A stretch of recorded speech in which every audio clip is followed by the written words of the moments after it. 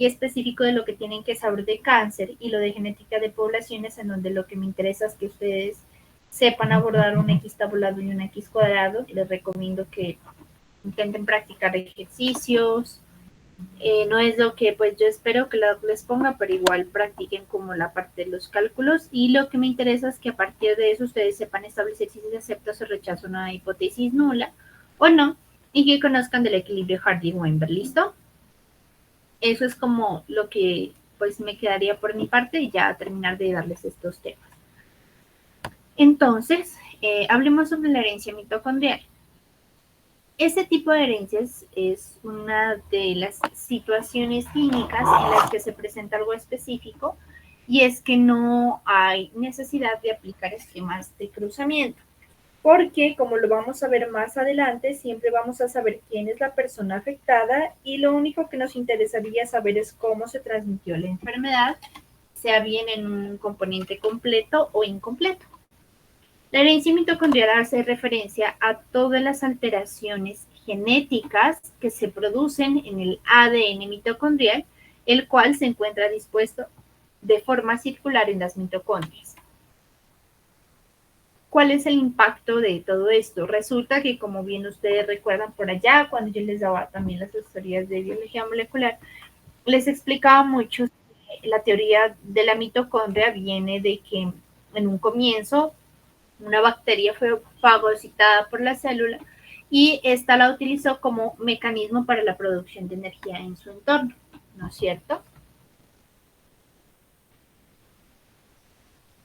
Y resulta que entonces al entrar este microorganismo como tal en la célula, pues empezó a realizar sus funciones de producción energética con un ADN circular. La estructura realmente es muy parecida a la de una bacteria. El material genético mitocondrial tiene múltiples secciones y múltiples genes se codifican para proteínas encargadas de la producción y el procesamiento energético. Ahora, ¿qué es lo importante tener en cuenta? Que este tipo de enfermedades se van a presentar en cualquier tipo de población, sean hombres o mujeres, y resulta que las únicas que van a transmitir la enfermedad son las mujeres. Entonces vamos a contextualizarlo un poquito. Las mitocondrias o la enfermedad genética, tanto como el ADN mitocondrial, y la producción y reproducción de mitocondrias que se produce al momento de la formación del bebé, se obtienen únicamente por la madre. ¿Por qué? Porque en el momento de la fecundación hay que considerar dos cosas. Primero, que en el citoplasma del óvulo están ubicadas las mitocondrias, y segundo, que en el espermatozoide las mitocondrias se ubican en la cola. De ahí que cuando el espermatozoide quiere entrar al óvulo, se queda únicamente la cabeza, se corta la cola, y ahí se quedan todas las mitocondrias. Es decir, que toda la información genética que adquirimos del ADN mitocondrial viene únicamente de las madres. ¿Listo? Esa es la explicación. Eso quiere decir que se explica como un tipo de herencia materna, que se ve reflejado en el árbol genealógico con el hecho de que solamente las mujeres van a ser capaces de transmitir la enfermedad. ¿Listo? Solo eso. Las mujeres son las únicas que las van a poder transmitir. Y que un gen, o bueno, varios genes pueden transmitir la alteración como tal. Sin embargo, el hecho de que un gen esté afectado puede que el impacto de la enfermedad en el individuo sea mucho más grave que si un gen está afectado y genera un menor impacto. En resumen, varios genes codifican para una misma enfermedad, pero el hecho de que uno está afectado y el otro no influye en que el individuo tenga un mejor o peor pronóstico. ¿Listo? De eso se trata el tipo de herencia mitocondrial. ¿Listo? Ahora bien, ¿qué es lo importante que se tiene que tener en cuenta?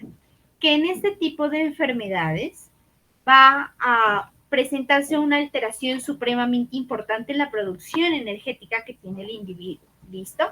Entonces, vamos a mirar individuos cansados, con alteraciones musculares, alteraciones nerviosas, porque sobre todo son en esos lugares donde se necesita mayor excitabilidad mayor presencia de ATP que van a presentar esas alteraciones. ¿Listo?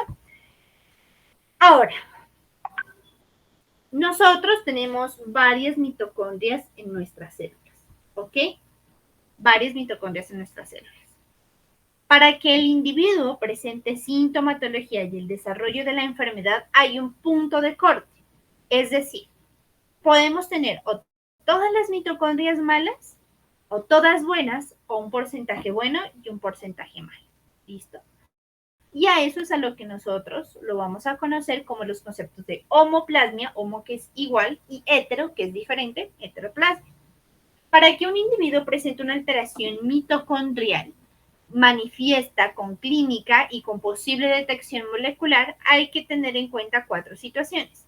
Las 2 primeras son aquellas en las que no va a haber ni manifestación de la enfermedad ni gran importancia clínica. La primera es una hemoplasmia del 0%, es decir, que todas las mitocondrias están bien. Entonces, al estar bien, obtenemos un individuo sano. La siguiente es una heteroplasmia del 30% de mitocondrias afectadas, es decir, del 100%, 30 están afectadas, 70 están sanas. ¿Qué quiere decir eso? Que es más grande el porcentaje de mitocondrias que pueden compensar la situación energética del individuo más que las mitocondrias que tienen la alteración como tal. Eso quiere decir que muy probablemente si tiene algún síntoma va a ser supremamente imperceptible y que no va a tener una presentación clínica de la enfermedad. Pero aún así tiene la situación genética, ¿vale? ¿Y qué es lo otro que ocurre?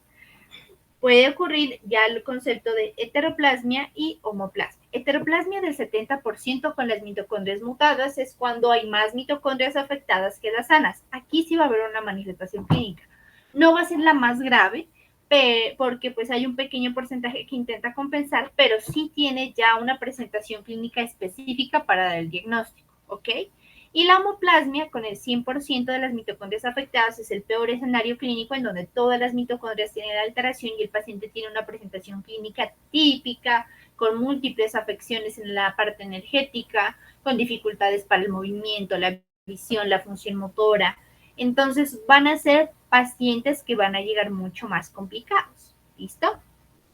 ¿Cómo vamos a ver nosotros en el árbol genealógico? ¿Cuáles son los factores que influyen en el árbol de acuerdo al tipo de herencia mitocondrial o materna? Lo primero que vamos a tener claro es que siempre las mujeres son las que transmiten la enfermedad. ¿Por qué? Porque son las únicas que son capaces de pasar el material genético mitocondrial a su siguiente generación. Segundo, tanto hombres como mujeres pueden padecer la enfermedad. La diferencia es quién la transmite. Y tercero, para que un individuo sea afectado en el árbol genealógico, tiene que tenerse bien homoplasmia del 100% con mitocondrias afectadas o heteroplasmia del 70% con mitocondrias afectadas. ¿Listo? O sea, para que ese individuo sea afectado, una de esas dos opciones. De lo contrario, no va a ser un individuo afectado.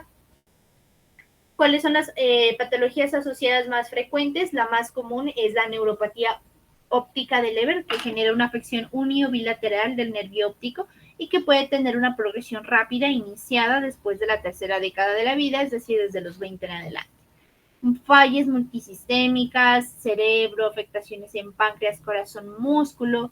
Es un individuo que va a tener una atrofia importante muscular, dificultades completas para la movilidad, para el bienestar físico, incluso el mental. Entonces son pacientes que van a tener una muy mala calidad de vida y a los cuales se les va a restringir las actividades que pueden realizar habitualmente. ¿Listo?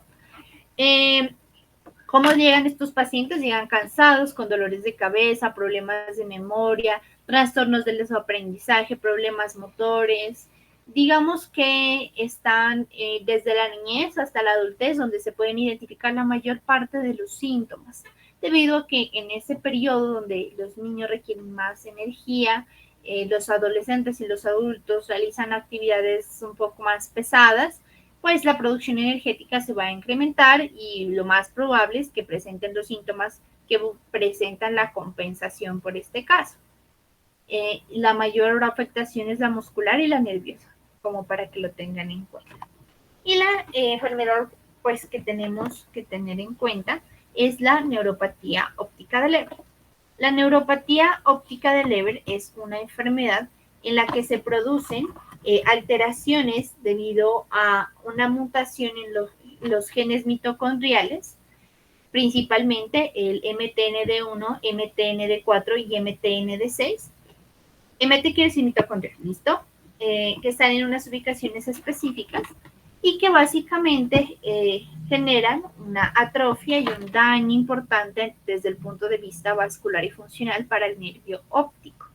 Tiene una prevalencia de un afectado por cada 50.000 nacidos vivos, afectar desde la tercera década de la vida, es decir, desde los 20 años en adelante. ¿Por qué? Porque la primera década es de los 0 a 10, de los 10 a 20 es la segunda y de 20 en adelante la tercera. Es progresiva, inicia rápidamente y el pronóstico dependerá de qué genes mutados estén. Ahí es lo que yo les explico. Varios genes codifican para la presentación clínica de la enfermedad. Sin embargo, si la afectación está en el MTND1 y en el MTND4, el paciente va a tener un peor pronóstico. Y resulta que este tipo de pacientes generan un rápido daño del nervio óptico que se convierte casi irreversible, de tal manera que no se puede buscar alguna otro tipo de solución y se pretende orientar desde el punto de vista psicológico a estos pacientes para que acepten su enfermedad y puedan mirar la probabilidad de algunos tratamientos alternativos y cuidados paliativos por la dificultad que puede tener el paciente para conectar con el mundo y su entorno por la visión. Además de que es un hecho en salud mental bastante catastrófico. Y el MTND6, que es el que mejor pronóstico tiene, son pacientes en los que se está realizando un tratamiento experimental, si mal no me equivoco, creo que se llama la ibeverina. Son tratamientos farmacológicos tipo antioxidantes que pueden hacer reversible en algo el daño del nervio óptico y algún tipo de intervención quirúrgica. Realmente no hay un mayor impacto, aún está mal definido el hecho de que se pueda realizar algo por estos pacientes, pero se ha visto un mejor pronóstico y una poca pérdida visual en este tipo de alteraciones, ¿ok? La neuropatía óptica de Leber se hace con un enfoque multidisciplinario. El único examen que podemos hacer los médicos generales hasta cierto punto es el fondo de ojo, donde lo que se pretende ver es atrofia del nervio óptico, lo que se denomina como la papila cuando uno hace el fondo. ¿Listo? Sin embargo, hay otro tipo de exámenes más apropiados como la angiografía con fluoresceína y estudios propios desde la especialidad de oftalmología. Los hallazgos que se pretenden encontrar son atrofias vasculares alrededor del nervio óptico y edema papilar. Si están interesados, yo hice una exposición a la doctora Carol sobre neuropatía óptica de Leber de una investigación clínica que realizaron a varios pacientes, es brasileña, en donde se pretendían encontrar cuáles eran los hallazgos al examen clínico y de ayudas diagnósticas para neuropatía óptica de Leber. Si están interesados, me dejan un mensaje en el grupo y yo se los envío. En la expo nos fue muy bien para que pues tengan como la confianza de que la información que está ahí es adecuada. ¿Listo? Y ya, entonces eso es como lo importante. Yo en las diapos les añadí un caso clínico realizado por la doctora Carol, donde pues está plasmado un caso clínico de la enfermedad de Leber y contiene como varios puntos a tener en cuenta, así que los vamos a ir resolviendo. Les doy el refuerzo del consejo genético y acabamos la asesoría para que luego mañana yo les informo en qué espacio les doy los dos siguientes temas, ¿vale? Para que se puedan ir a sus clases más tarde y yo también tengo que ir a una actividad en la U.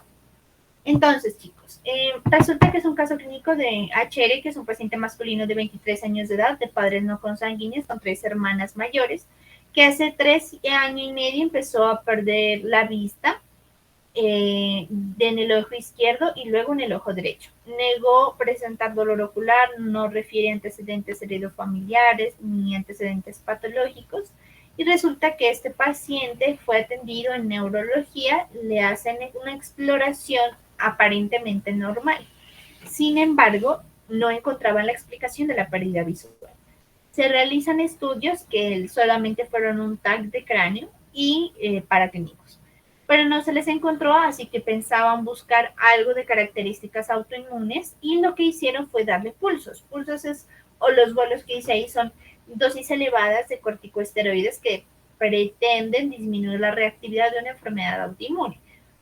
Sin embargo, ahora les explico por qué esto no está bien y cuando ustedes pasen ya por medicina interna van a comprender que todo paciente al que se le dé pulsos o que se le dé corticosteroides por más de 5 días se lo tienen que desescalonar porque un uso de corticosteroides mal administrado lleva el riesgo de síndrome de Cushing o de insuficiencia suprarrenal. ¿Qué les quiero decir con esto? Que para sospechar una enfermedad autoinmune uno tiene que estar muy seguro de que sí es una enfermedad autoinmune y que no sea otra situación clínica que está camuflándose y sea la causa de la distracción que no permite enfocarnos bien hacia cuál es la situación que realmente presenta el paciente. ¿Listo? Lo mandan a reumatología y hematología y ellos van y dicen que no tienen autoinmune porque de lo contrario varios tipos de anticuerpos que se buscan en sangre pues deberían de haber dado positivo. ¿Listo? Y resulta que le hacen a una valoración por optometría y resulta que cuando le hacen el fondo de ojo, que eso es lo que yo les digo, que es el examen más importante, que si no se lo han hecho, se lo tienen que mandar a hacer y que de hecho el médico general está capacitado para hacerlo. ¿Listo?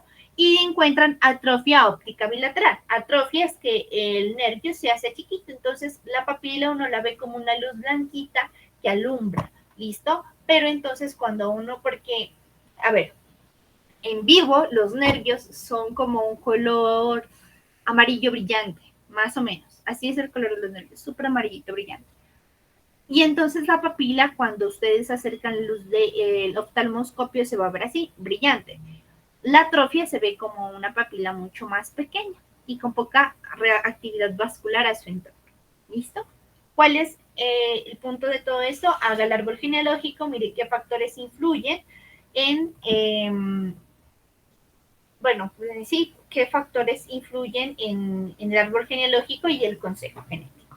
¿Cómo hacemos el árbol genealógico? Entonces, nosotros sabemos que tenemos un individuo afectado.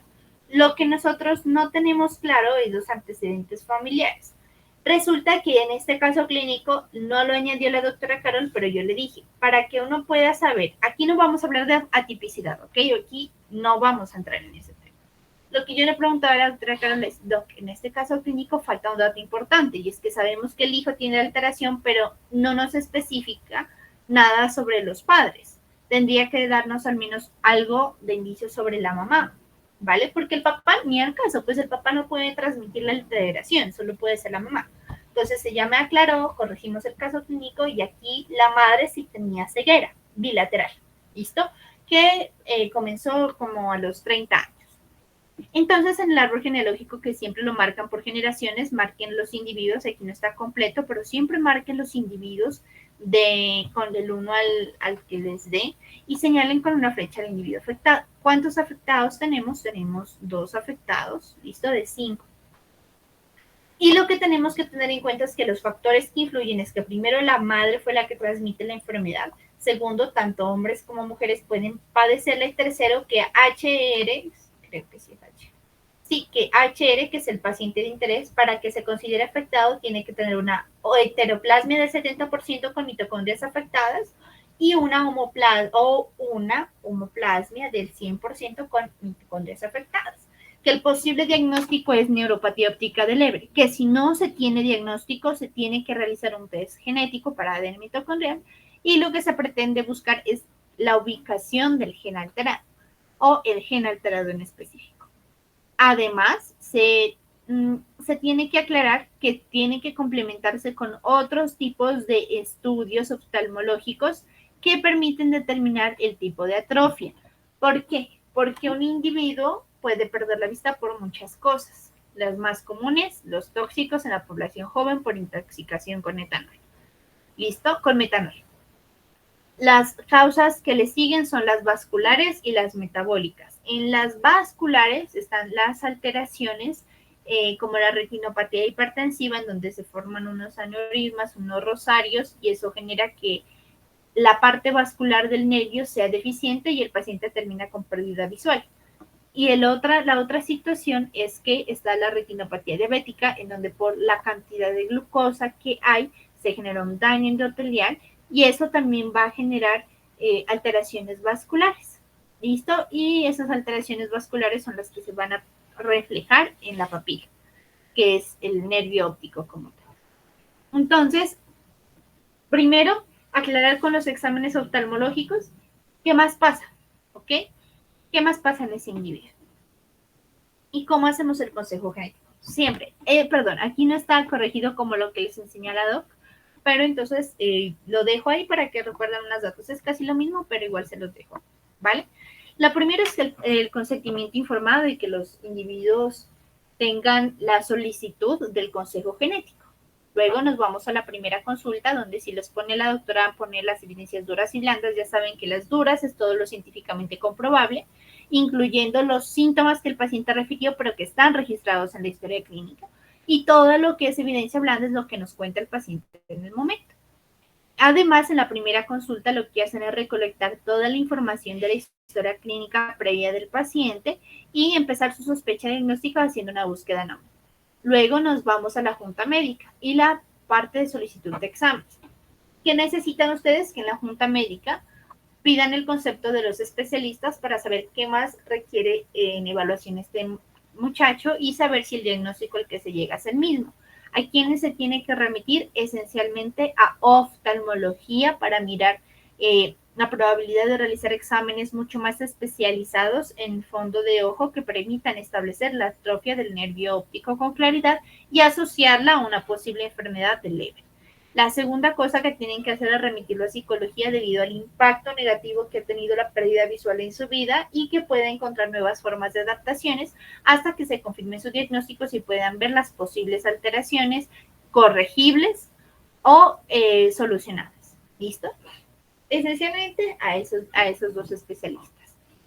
Luego viene la segunda consulta. Y pues les mandan el test genético. Luego viene la segunda consulta en donde lo que ustedes pretenden realizar es explicarle al paciente y a su familia la alteración que tiene, que es una enfermedad tipo de herencia mitocondrial, que solo lo transmiten las mujeres, pero que la padecen tanto los hombres como las mujeres, que el individuo afectado necesita una heteroplasmia del 70% o una homoplasmia del 100%, que son enfermedades en las que si el pronóstico va a estar mucho más difícil es cuando están alterados los genes MTND1 y el 4 y que si está alterado el gen MTND6 se mejorará el pronóstico, que va a ser un paciente que probablemente tenga acceso a un tratamiento eficaz para reversir, para poder hacer reversible la dificultad visual. ¿Listo? Eso es lo que se tiene que abordar. También se le explica que es una serie de enfermedades que necesitan un abordaje multidisciplinario y se le recuerda al paciente que tiene que continuar en los controles con especialistas y con médico general para mirar su progreso. Luego se hace la consulta de seguimiento en la que nosotros vamos a control en 15 días o en un mes, de acuerdo al concepto que hayan dado los especialistas y que desde nuestro punto funcional como médicos generales, pues podamos dar recomendaciones para mejorar la calidad del paciente. ¿Listo? Entonces yo igual, perdón, y aquí también me faltaba el lunes a oftalmología y también se remite a neurología, porque pues si bien oftalmología está como en la parte ocular, en neurología nos puede mirar hasta dónde va el daño del nervio óptico. ¿Listo? ¿Qué es más importante que ustedes sepan? Sobre todo que este tipo de pacientes requieren una explicación en su contexto familiar. Se debería de recomendar a las hermanas, que bueno, en este caso creo que son mayores, no habría ningún problema. Si fueran menores, en el caso clínico, se debería recomendar hacerles prueba genética también, porque hasta que no lleguen o no sabemos si están en la tercera década de la vida, no van a presentar síntomas. Entonces, mejor tomarles un test genético antes y saber si ellos van a presentar la enfermedad para que se tenga una especie de plan de contingencia y de prevención para poder determinar cuál sería el mejor camino para el paciente. ¿Listo? Hasta ahí. ¿Tienen alguna duda o pregunta?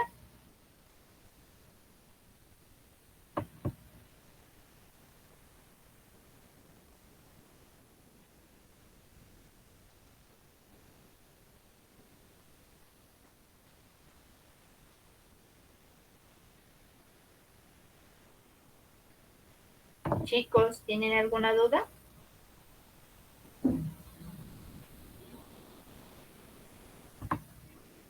Bueno, asumo que. Entonces, verán, hagamos una cosa, porque tengo entendido que tienen clases. Y como están tan poquitos, y de hecho faltarían 20 personas, no, bueno, faltarían como otras 15 personas, eh, vamos a mirar la probabilidad de hacer otra asesoría hoy, pero yo les estoy comentando. Mejor dicho, acaben clases y me dicen si pueden para hacerla hoy y terminar de revisar mis recomendaciones que doy sobre el cáncer, que es más que todo entender que hay dos tipos de orígenes, el espontáneo y el inducido.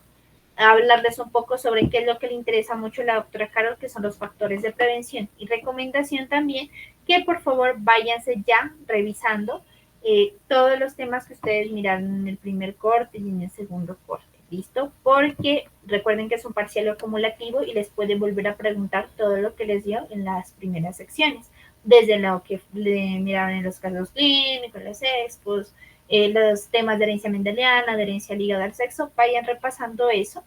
Y ya en lo más complicado, que es lo de que el equilibrio Hardy-Weinberg y herencia multifactorial, pues hacemos una asesoría y les explico puntualmente qué tienen que saber y van revisando las fórmulas. Bueno, entonces hagamos eso. Si no hay dudas, si no hay más preguntas, dejemos hasta ahí por ahora. Y yo